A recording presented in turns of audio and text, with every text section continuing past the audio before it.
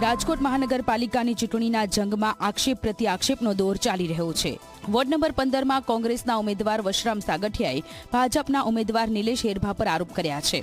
નિલેશ હેરભાના ભાઈ એસીબીમાં પીઆઈ છે, જેઓ રજા પર ઉતરી વિસ્તારમાં ધાકધમકી આપતા હોવાની કોંગ્રેસે રજૂઆત કરી હતી, જે બાદ ચૂંટણી પંચે પીઆઈને તાત્કાલિક રજા રદ કરી હાજર થવા આદેશ આપ્યો છે।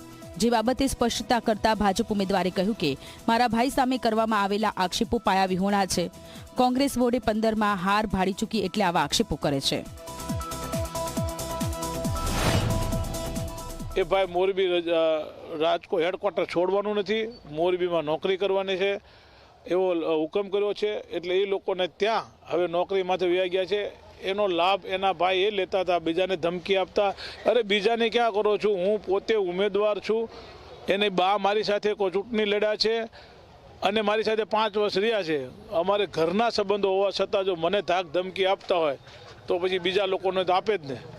મારા ભાઈ છે પીઆઈ એસીબીમાં મોરબી નોકરી કરે છે અને એ બધી પાયા વિહોણી વાત છે। કોઈ મુદ્દો છે નહીં એમની પાસે કે વોર્ડમાં કઈ વાતને લઈને ચર્ચા કરવી।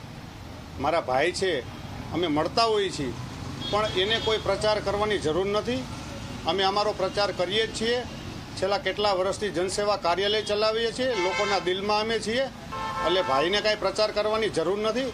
આ અમારો સગો ભાઈ છે, તો ક્યારેક મુલાકાત થઈ હોય। બંને ભાઈ મારા નોકરિયાત છે, ગવર્મેન્ટ સર્વન્ટ છે, પણ એને આ મુદ્દાને લઈને કાંઈ લેવા દેવા છે નહીં।